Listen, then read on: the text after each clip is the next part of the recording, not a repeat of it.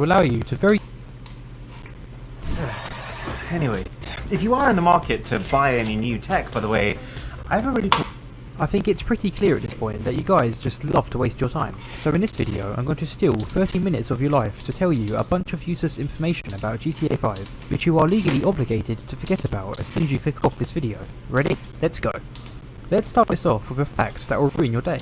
There are two very small texture errors on the weapon wheel. There's one on the top left, just above the throwables, and there's one just to the right of the assault rifles. They are both extremely hard to see, but once you've seen it, you likely won't be able to unsee it.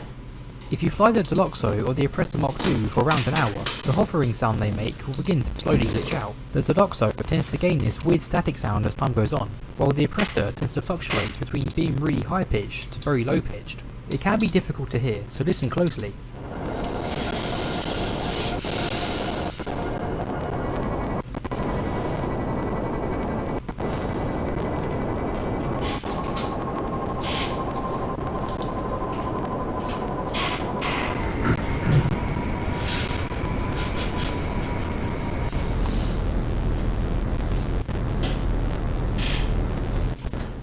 Whilst researching for this video, I stumbled across this very strange Easter egg. There's a hairstyle which you can buy called Hipster Youth. This has an uncanny resemblance to the term Hitler Youth. This Easter egg is made even more compelling by the fact that this type of hairstyle seemed to be fairly popular among German youngsters around the time of the Nazi regime. I don't know whether the resemblance was actually intentional or not, but even for a GTA game, this just kind of feels a bit out of place. Over 3 weeks before the KO Brico heist came out, Rockstar released a strange and rather cryptic teaser called Surveil.exe. As to be expected, it contains many massive hints as to what the update was about. One thing that stood out was these coordinates at the bottom. If you type in these coordinates into Google Maps, you get sent to this road in the US state of West Virginia. Although it looks unremarkable at first, many players have speculated that this road looks very familiar to the Roman numeral 6, or VI, which could literally be a reference to GTA 6. After looking at it myself, I must say that it is quite a bizarre coincidence. Unfortunately, Rockstar has neither confirmed or denied this Easter egg, so for now, it remains a mystery. This is Galileo FX, the best rated trading robot of 2022. If you enter the sewers with a helicopter, all of the water on the floor will seemingly turn into milk. Now if this isn't useless, I don't know what is. In GTA Online, there's an option to take the easy way out. Doing this will cause your character to shoot themselves in the head. I'm sure the majority of you know this, but one thing you probably didn't know is that the bullet actually passes through your head. If you were to position yourself in just the right angle with another player, you could take out 2 birds with 1 stone. It would be incredibly impressive if someone could actually pull this off in a fight. Have you ever heard of the Karen Snipe? If you've been on the GTA forums or just generally a part of the GTA community for a while, you would have probably heard people talking about a supposed vehicle called the Karen Snipe. Many players would claim to own this vehicle and they would brag about how good it is. Despite this, however, there's no evidence whatsoever of this vehicle anywhere in the game files. So what is it? And why do people keep on saying that it exists? Well, I hate to ruin the fun, but the snipe is actually just a practical joke.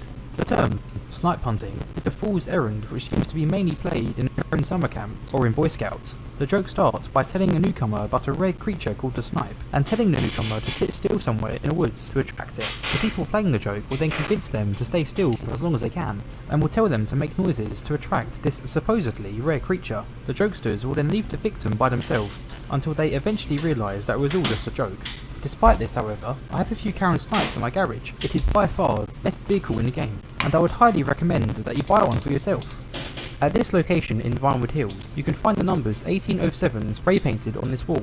You've likely driven past this many times and just never paid any mind to it. However, some theorists believe that these numbers hold a lot more meaning than what meets the eye. Next to these numbers is a small red arrow, which if followed seems to lead us to this house here. Some people believe that both this house and these numbers are a reference to the horrific murders carried out by the Mason family, which was a small cult located in Los Angeles around the time of 1969. The cult had an average of 18 members at any given time, and they were held accountable for 7 confirmed murders. That's where the 1807 comes in. Another bit of supposed proof is that a strange party always takes place at this house at night. If you was to bump into any of these NPCs, they would immediately die. All of them are completely incapable of moving or retaliating. This is said to be a reference to the murders themselves. However, this is not the case. It's just a well-known glitch with the NPCs, one that can be seen all over the map, including other houses. I'm also not fully convinced on the whole 1807 thing either. I think it's more likely that this is the house number for this mansion. Many other mansions near this area have similar house numbers, and it's not too much of a stretch to assume that the house owners would paint their house number onto this wall to let people know where to find them. All in all, this is an interesting theory, one that I did believe at first, but I think there's just not evidence to support it. If you disagree or have some more proof that supports this theory, then by all means let me know in the comments. At this hippie camp you can find this string letters 6EQUJ5. This is a direct reference to the WOW signal, which was a unexplainably strong radio frequency that was picked up by Ohio State University's Big Ear radio telescope in August 1977. A signal of this kind has never been seen before, and no one truly knows what caused it. Due to the unknown nature of this signal, the most popular theory for this is that it was of extraterrestrial origin. If you choose the power and money of up your agency, you can find this painting of 4 characters fighting. These characters have some striking resemblances to some very popular YouTubers, namely Vanos Gaming, Louis Caliber, H2O Delirious, and Ohmwrecker. These YouTubers were at one point very influential in the world of GTA 5. I mean, just look at these views. I think that this is a very nice gesture from Rockstar to honour the community like this. In the game files, you can find some cut execution animations. Although we do have melee executions in game, these particular executions involve shooting someone at point blank range with a firearm, such as a pistol, shotgun, or assault rifle. These all look really cool. It's such a shame they got scrapped. At this location you can find this little shack in the desert. Although at first it looks like a unassuming utility building, the one thing that stands out about this is that there are armed and aggressive men in black guarding it. This building could potentially be connected to the Humane Labs, which further increases the mystery behind this thing. Why they're guarding this place so heavily or what could be inside is really anyone's guess. For whatever reason, the stats for the stun gun are an absolute mess. As you can see here, the picture they used for it is completely wrong. They seem to have used the EP pistol model instead of the actual stun gun model. It also suggests that the stun gun has attachments, which it clearly doesn't. The most interesting error they made is its apparent clip size of 2,104,529,083. I think it's quite clear that this was rushed. There are 3 animations you can do whilst in cover that not many people tend to know about. As far as I know, these animations are never showed off or explained in-game at all. The first one we'll be taking a look at is the animation for running out of cover. This is performed by moving forward and then pressing the sprint button. For what inputs you need to do exactly, please refer to these diagrams. The second one will make you shimmy around corners. To perform this, poke your head out like this and then press the jump button. It's pretty simple, but could be helpful in some very specific situations. This last one will allow you to very quickly swap between 2 different points of cover. Find 2 walls which are roughly a door's width apart and take cover on it. You will then need to poke your head out and then press the cover button. Although this already looks cool enough on its own, if you were to equip a gun and shoot during the animation, it would make you look badass. This works with pretty much any weapon too, including RPGs, although I don't really recommend it. Admittedly, these movements aren't really effective in combat nowadays, but they are still perfect for making some unique looking cinematics. There is an unexplained phenomenon that happens at this location at night. This green glow, as people have come to call it, doesn't seem to be caused by anything in particular. It's just sort of there. As to be expected, many people believe that this is connected to aliens. Strangely, this phenomenon does not occur on current gen versions of the game, only on last gen, which could mean that it was just some strange texture glitch and wasn't actually intentional. On one of the many rock faces of Manchiliad, you can find this completely random face. No one really knows whose face this is. Some players say that it's the face of Jesse, whilst others say that it's one of the developers from Rockstar leaving their mark. Whatever the case may be, this face would be removed when the Xbox One and PS4 versions of the game came out. It was replaced by, for lack of better words, a picture of a cock. In story mode, there are 5 side missions which introduce you to the character Dom, an adrenaline junkie who convinces Franklin to do multiple crazy and death-defying stunts with him. On his final mission, he goes way too far and falls to his death after jumping off a dam without a parachute. These missions are in typical GTA style, with witty dialogue and fun gameplay, nothing out of the ordinary, except for one aspect, the dog. In the first and last mission, there is a random dog that communicates with Franklin. Hey, what's up, my nigga? Good to see you, dog. In both missions, the dog will lead Franklin to Dom, which is actually how they first met. When Franklin asks Dom about the dog, he says he has no clue what he's talking about. Man, that's a cool-ass dog you got, homie. What dog? That dog that saved your ass, man. Dude, I have no idea what you're talking about right now. The same thing also happens in the final mission. Hey, man, I ain't too sure about this one. Man, that motherfucking dog was the real deal. What dog? I don't know how to explain it, man. The community has given this dog the name of Ghost Dog because of its ability to seemingly disappear and reappear whenever it sees fit. Many people believe that this is the same dog that is seen in the Play God minigame on the Accept the Chaos website. In one of these pictures it shows a similar looking dog with its family, and in the other it shows a really graphic car accident in which the whole family is dead, including the dog. Could this dog be the same dog that died in that tragic accident, and has it now come back as a ghost? To be honest, I really don't know. There are still loads of questions left unanswered, such as why is the dog helping Dom? Why does it communicate with Franklin? And why does Franklin seem so unfazed by it? I guess this is just one of the many unsolved mysteries surrounding GTA 5. If you was to blow up any one of these 5 vehicles 9 times, you will start to see parts of that respective vehicle scattered around your facility. There's evidence in the game files that Michael DeSanto's name was originally going to be Michael DeSanto. This can be heard in this unused police scanner dialogue. Attention all units. Suspect is reported as Michael DeSanto. It's likely that this was changed to avoid any confusion that people might have between Los Santos and DeSanto. Next up, I'm going to answer the question that nobody asked. How many properties are up for sale in the entire state of San Andreas?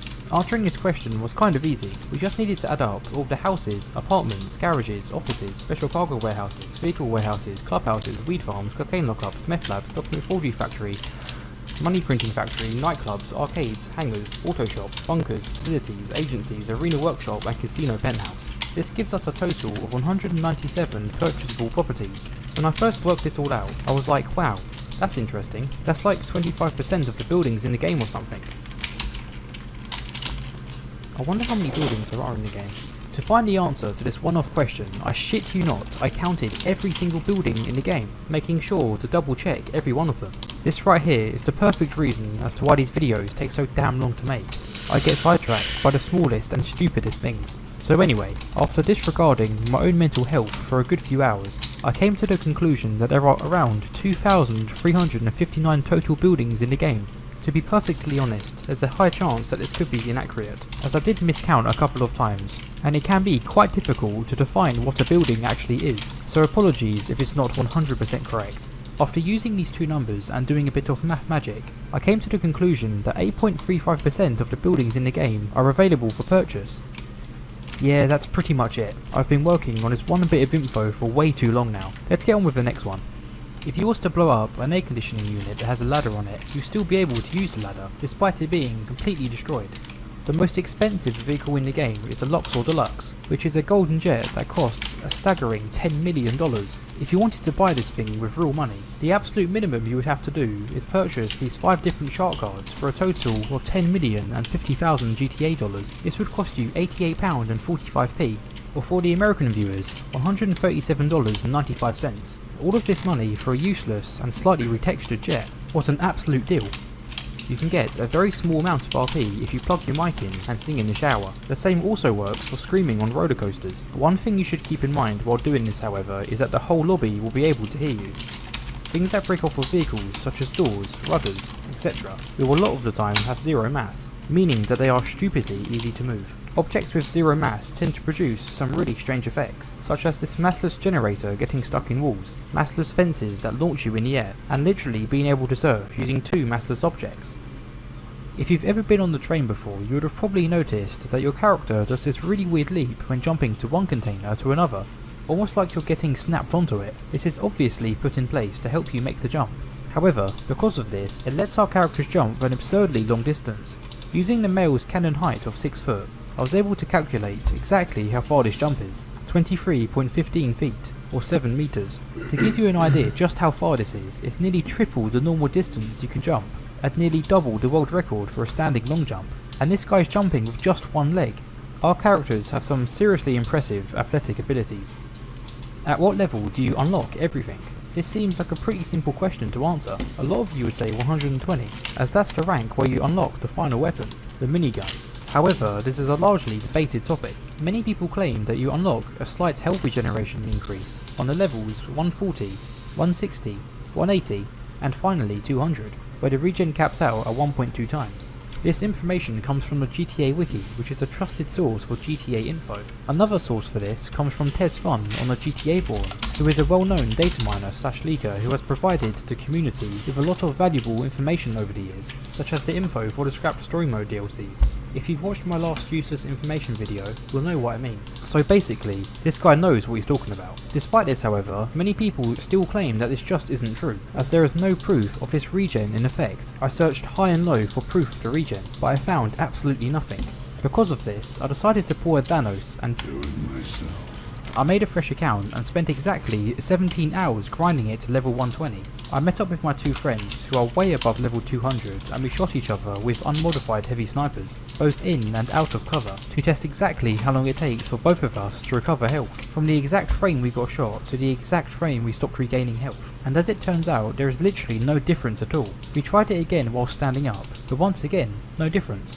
One thing I neglected to mention about Fun's post here is that he said that the regen also affects the speed in which you gain health within the CEO radius.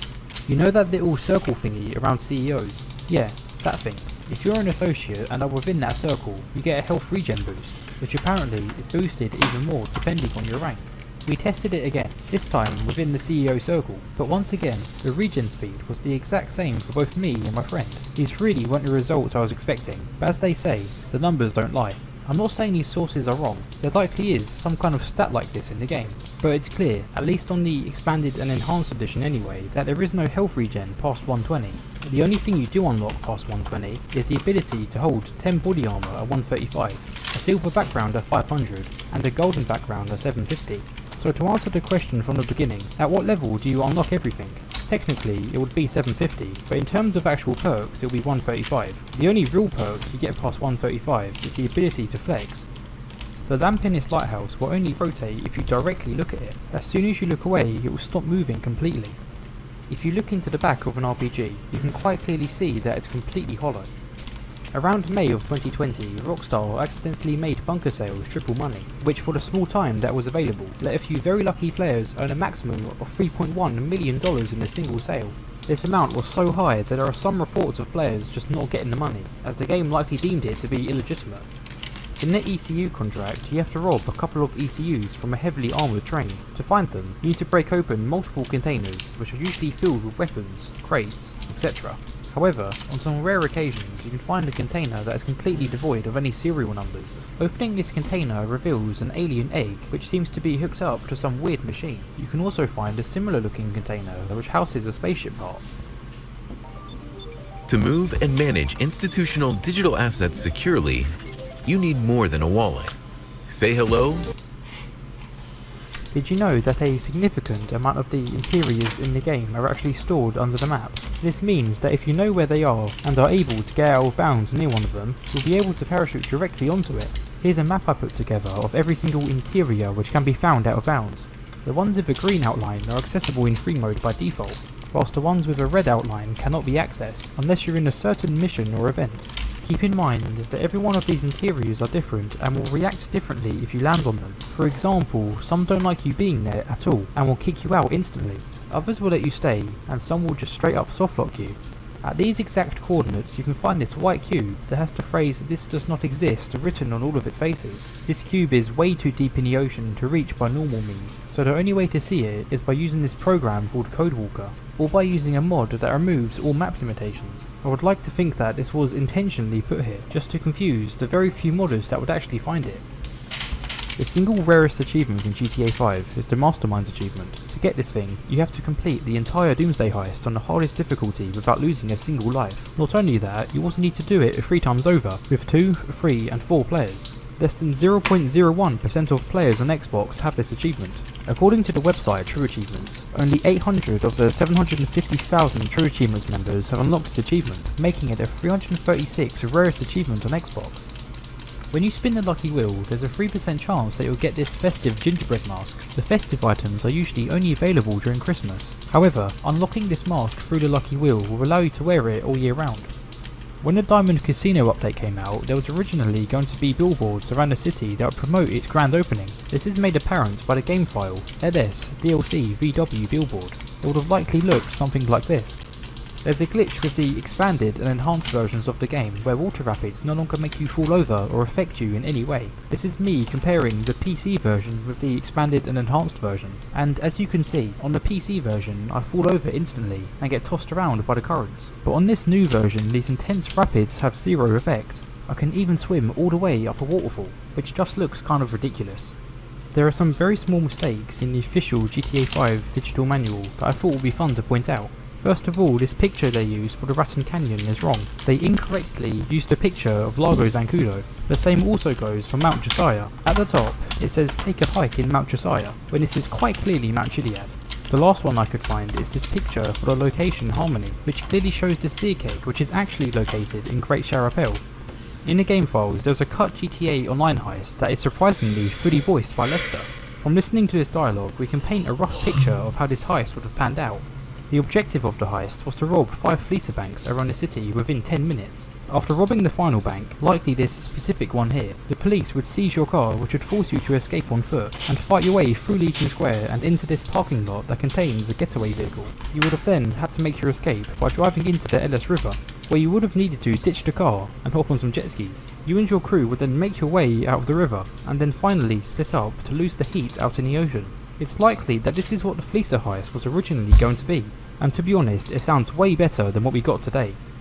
Every year, there's a games developer conference that takes place in San Francisco. In this conference, multiple game developers come together and talk about their projects, share ideas, and provide inspiration to all different kinds of developers. On the 18th of March 2019, there was a GDC talk done by Miriam Bellard, who is the art director for visual development at Rockstar Games. In this hour-long talk, she shows off some very interesting concept art and general beta stuff from some of the GTA Online updates. It really is an interesting video. If you have the time, I'd recommend giving it a watch. The link will be down below.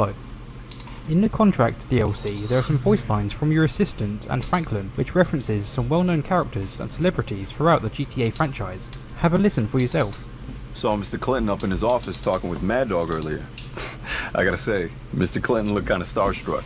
So yesterday I get this call. Squeakiest fucking gangster you ever heard, asking for Mr. Clinton. I was like, Jeffrey?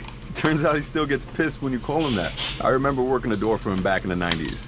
Now look where he's at. I hope he swings by sometime.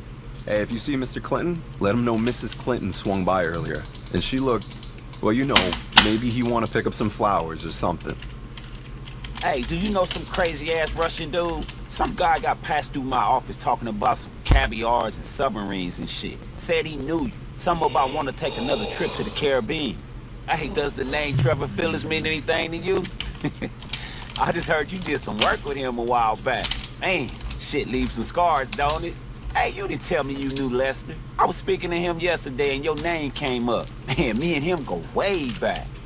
In the 2014 Independence Day update, Rockstar added this placeable firework which is heavily customizable. You could choose the type, colour, and timer for each of these fireworks. You could also hold a maximum of 9 at any given time. These fireworks were only ever available for 1 month, which made them exceptionally rare. Unfortunately, when the Xbox One and PS4 versions of the game came out, the fireworks were discontinued completely, as they removed the option to use them in the interaction menu. It's been a whole 8 years since the fireworks were last up for sale, so it's very unlikely that we'll ever see its return. At this location next to the casino, you can find this weirdly textured hedge. This bug seems to only appear in online, as the hedge looks completely normal in story mode. Another thing I noted about this hedge is that it shares the same colour palette as the original casino, which probably means that this bug occurred when they were replacing the old casino with the Diamond Casino. You can see other bugs that were caused by the casino renovation that weren't there before the update, so I think it's likely that this is just one of those. According to the GTA Wiki, the absolute maximum amount of money that you can own at one time is $2,147,483,647. This number is a maximum positive value for a 32-bit integer.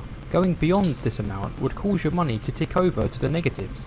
Although I'm pretty sure that the game wouldn't let that happen, you would likely just stop being able to gain money. Although this is a crazy amount of cash, some people, such as the professional, have already made it to the 1 billion mark. I think it's likely that a very determined someone could legitimately cost to buy this amount of money in chart cards. I've worked that out. You would need to buy 268 Megalodon chart cards, which would cost you $26,837. There's evidence in the game files that suggests the prologue heist was going to be slightly different from what we got today. This is made apparent by this unused surveillance room that is fully furnished, some unused objective text telling you to go to the security room, and this unused voice line from Brad. Hey, we gotta torch the servers. Come on. I think it's quite obvious that we were originally supposed to go into the surveillance room and destroy all security camera footage. In the 360 and PS3 game files, there is this weird looking overlay filled with these cryptic runes. There wasn't too much information about the runes themselves, so I have no clue if they can actually be translated or not.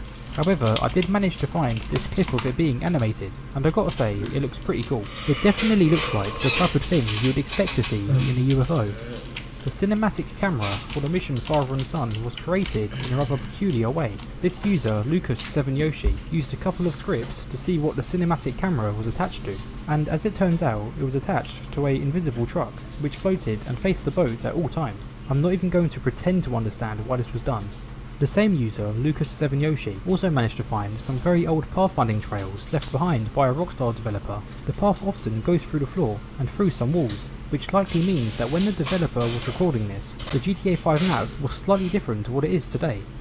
In the Cayo Perico compound, you can see loads of pictures of El Rubio and El Rubio's family. This particular picture here shows his mugshot. If you didn't know, these numbers on the mugshot board directly represent the amount of RP you have, meaning that we can find out exactly what level Mr. Rubio is. Quite unexpectedly, he's only level 42. You would have thought that a man who owns an entire island and who peddles a crap ton of drugs would have a lot more reputation. Even someone like Thamar has 4 times the amount of rep than Mr. Rubio. The only explanation I could have for this is that it must be a very old picture, way before he ever built his criminal empire. Here's something I had absolutely no clue was in the game. If you export a grand total of 1000 exotic vehicles, you'll get this lengthy text from Brucey congratulating you. I at first had no idea how Brucey was connected to vehicle exports, but as it turns out, he actually ran his own import-export business and car shop in GTA 4. To be honest, I don't even want to imagine how long it will take to reach 1000 exports. At this location, you can find this random light floating in midair. In a strip club, you can sometimes find this NPC who is wearing a jersey with the name Hopkins written on the back of it. This seems to be a reference to the main character in the game Bully, Jimmy Hopkins. Some people believe that this NPC is actually Jimmy himself. However, I think that this is highly unlikely based on his skin tone and overall shape of his face. A while back, some players would claim that being a female character in GTA Online provides you with combat advantages over male characters, such as females having a smaller hitbox and being able to run faster. However, this isn't the case. In my own testing, as well as many others, it's been proven that both male characters and female characters have the exact same hitbox and running speed. When you walk into the facility planning area, the computer will take a few seconds to power on. During this powering on sequence, for exactly 5 frames, you can see 5 different sets of numbers which look to be coordinates. And sure enough, following these coordinates will take you to some pretty strange places. The top set of numbers will take you to this UFO above the Bishop's WTF building. The second set of numbers will take you to the doors of the same building. The third set will take you to this underwater UFO just off the coast of Palito Bay. The fourth will take you to this location in Lago Zancudo, which is the exact location where the secret crashed UFO mission takes place. The fifth one is probably the strangest out of all of them. It takes you to this random spot under the map. This particular set of coordinates is the only one that is accompanied by text that says GPS tracker sub-process calibrate origin. I really don't know enough about coordinates or coding to understand what this means, or to even determine if this has any meaning at all. If you have any more information about this, then please let me know in the comments. If you approach a snack vendor that has the take all and select option, pressing them both at the same time will give you 1 extra snack than you can normally carry. The Yellow Jack Inn has some pretty strange pictures and items inside of it. I picked out 3 that I thought were the most interesting. The first one is this $69 bill. The woman in the middle is the same woman from the GTA San Andreas box art. The second one is this picture of a tow truck, which was obviously taken in GTA 4. Funnily enough, you can actually see Nico Bellic in the driver's seat. The last one is this very old beta image of a stunt plane. The background suggests that this was taken before Sandy Shores was even created. Back then, it looked a lot more like a flat, empty desert. If we pay attention to some of the details, we can see this map error on the right, a strange black building in the middle, which I think is supposed to be this building here, and on the left we have this singular trailer. Based on where it is, I would assume that this trailer is actually Trevor's, as I think it would make sense that developers would prioritise making the key story locations first, and then build all of the less important buildings around them. If you get very lucky and get 3 superstars in a row on the Fame or Shame slot machine, all of the Fame or Shame clothing items will be free. All of the Vespucci Job Remix adversary modes are inspired by different action movies, namely Baby Driver, Dukes of Hazzard, James Bond, Gone in 60 Seconds, Xander Cage, Fast and Furious, and Mad Max. When the expanded and enhanced versions of the game came out, Rockstar added an event that would happen between the times of 7 AM and 11 AM. The event is just an NPC sitting down on the floor, with his legs clipping out of bounds. The event itself is called Movie Set, which to be honest just makes me even more confused. Although people have their theories as to why this guy spawns here, no one seems to actually know why he's here, or what it could mean. In the Cayo Perico heist, there is only one way to scope out the island, and that's by pretending to be a smuggler. In the game files, however, there's some evidence in the form of a couple of voice lines from Pavel that suggests there's going to be a second way to scope it out, and that was by using the submarine itself to get close, and then swimming on to the island. As mentioned by Pavel, you would have had no disguise whilst doing this, meaning that if you were caught once, you would fail. I will be here when you are finished, Capitan. Be careful.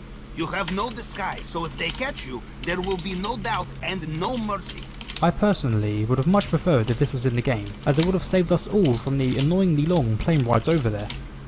Welp, that's the end of the video. I once again hope you enjoyed listening to those utterly useless facts about GTA 5. Before I go, I just wanted to talk a little bit about this series. These 3 videos, and I'm hoping this video too, have all been immensely popular and have really boosted my channel as a whole. Although I do love making these things, I think I'm going to have to make this video the last of the series. As for one, I don't think my PC could even handle a longer video than this. There were points where Sony Vegas would literally take 40 to 50 minutes to open up.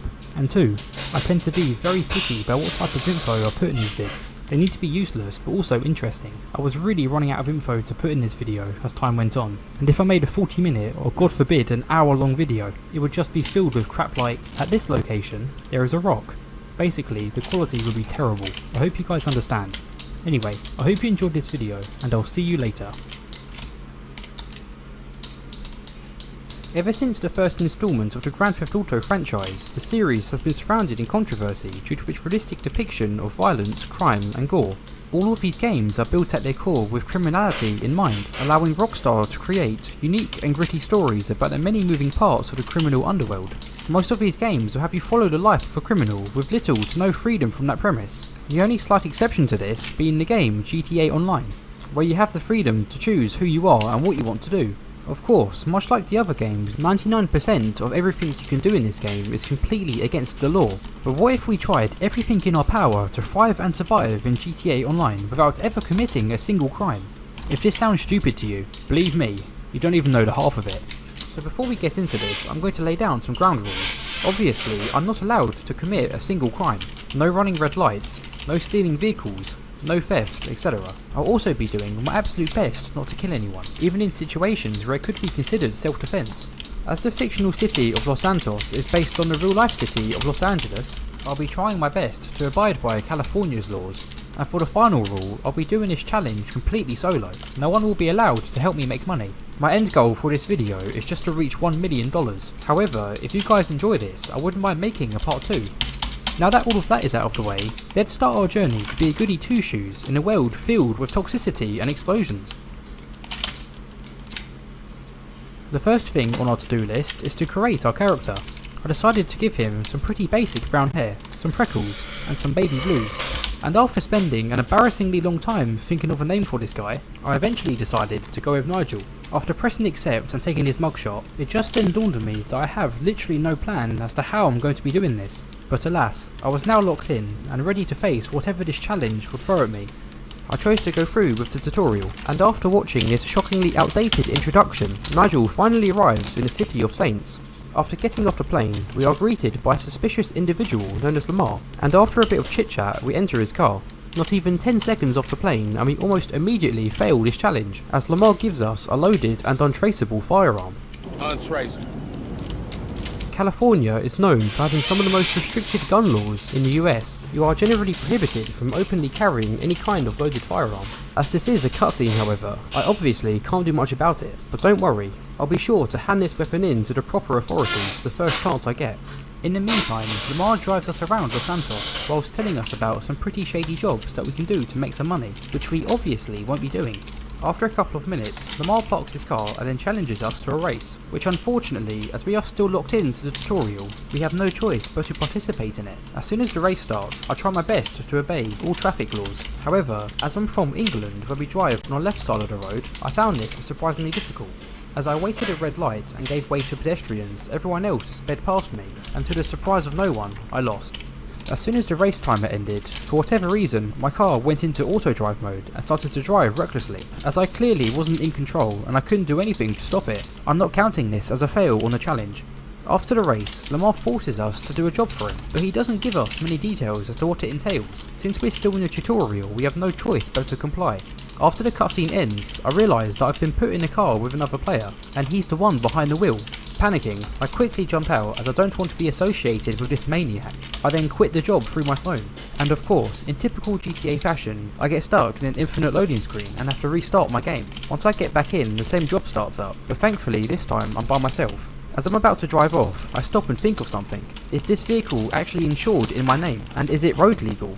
Without wanting to take the risk, I decided to walk to the mission objective instead, which took a hell of a lot longer than I thought.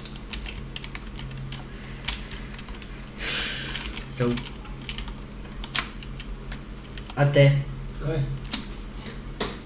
stisni tam ko je vživo. Ko je vživo stisne. Ne tipko. Vidiš tam spodaj pri glasnosti. Ne, na desno ide. Nazaj, levo. Levo. Aha, to. Pa stisne. Okay. Yeah.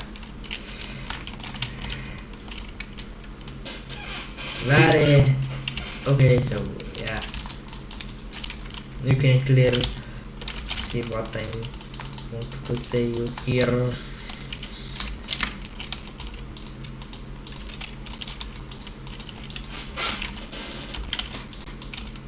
Thought it would. When I arrived there, I walked up to these kind gentlemen and politely told them that I was here to pick something up, to which they responded. Get the fuck out of here, bitch! It's our wood!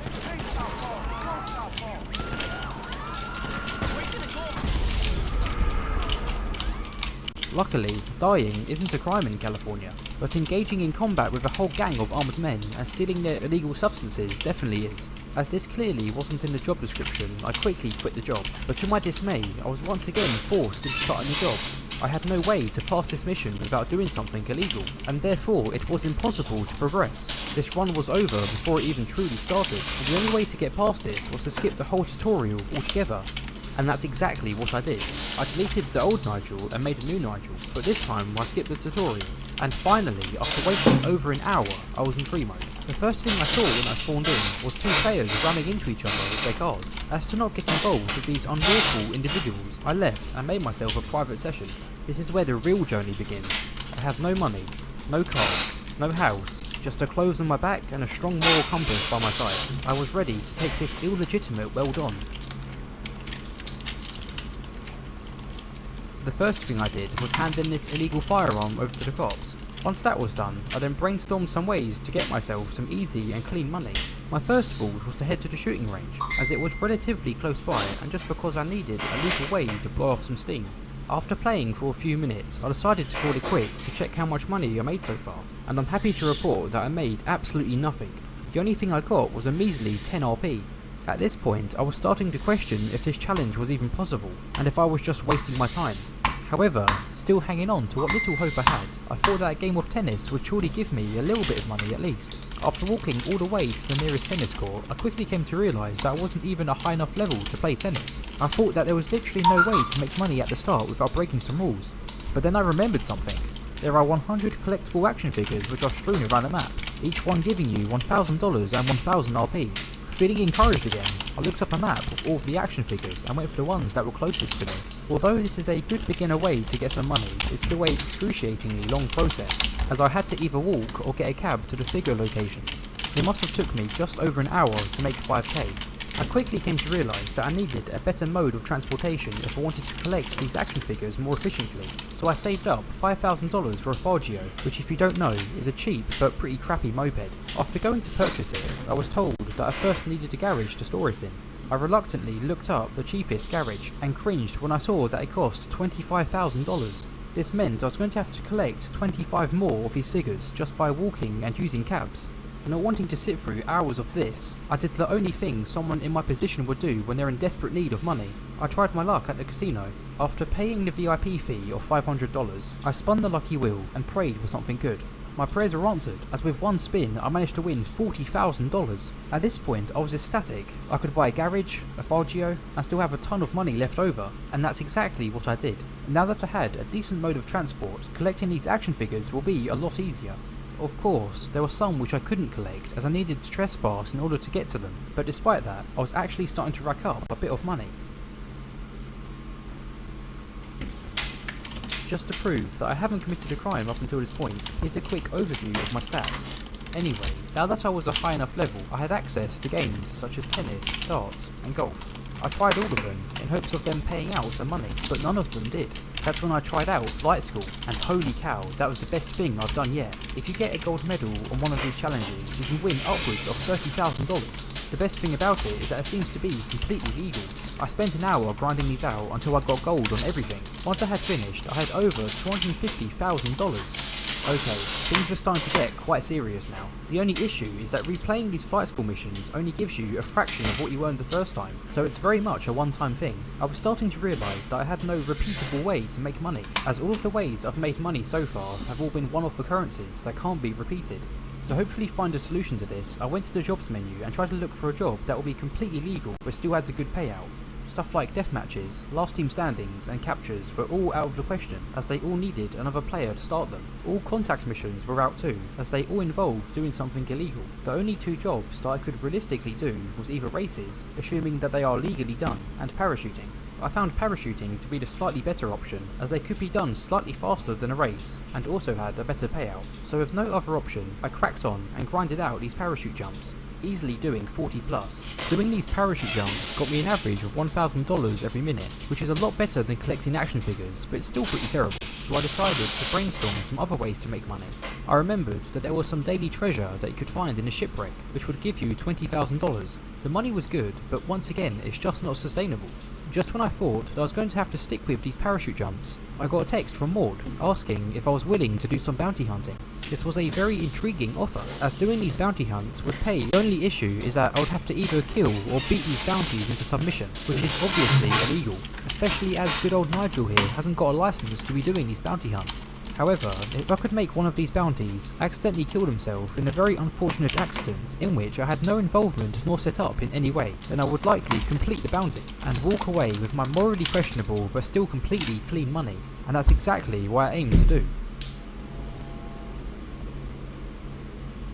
After being told the rough location of our first bounty target as well as what he looked like, I parked up in the area and began my search. I found the guy a little while later and approached him. As soon as I got close, he got mad and began assaulting me. As any normal civilian would do, I called the police or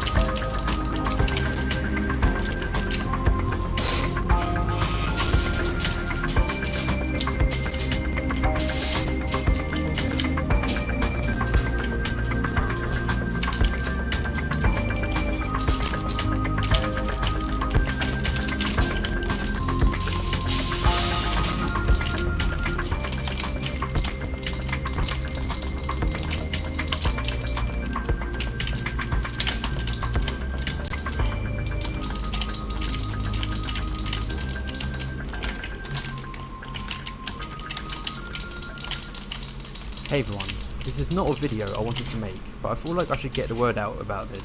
I woke up this morning to a completely random copyright strike on my video. At first I thought this was related to one of the real life images I used in the video, but no, I've been striked for apparently using content from Horizon Forbidden West, which is a game mind you that only came out today.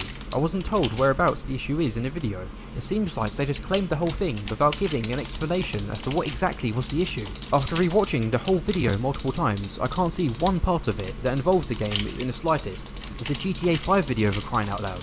I didn't even know the game existed until today. You would think that this must have been an incorrect claim from a bot, but no, it was manually done. I've already disputed the claim and sent an email to the company that striked me. I'll keep you updated with the pinned comment as to how this goes. I just want to see if this is an issue that only I'm having, or if it's happening to other YouTubers too. Anyway, please spread the word about this, as I think this is completely unfair and unjustified.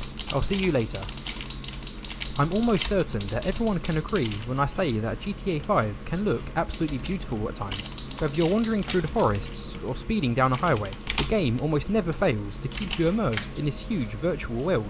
There's many factors that go into this immersion, but one of the most important is all of the smaller details, like hearing broken glass crunch underneath your feet, seeing your flip-flops actually flip and flop, or watching a paramedic try to revive someone that you recently bludgeoned to death. All of these details, although small, all add up to create the illusion of a living and breathing world. However, it seems like no place in the game is more underappreciated for its detail than the ocean, due to how vast it is and how long it can take to navigate it. In this video, we're going to go over all of the unique wrecks, Easter eggs, and other details that can be found below the ocean waves. Let's start this off with all of the plane wrecks. Just west of the military base, we can find the crash site of an unknown cargo plane. It seems that the front half of the plane broke off during impact, causing it to land further away from the rest of the wreckage. From the looks of it, this aircraft is based on the Soviet Antonov AN-124 Ruslan. Due to its close proximity to Fort Sankudo and the fact that multiple weapons can be found on this wreckage, I would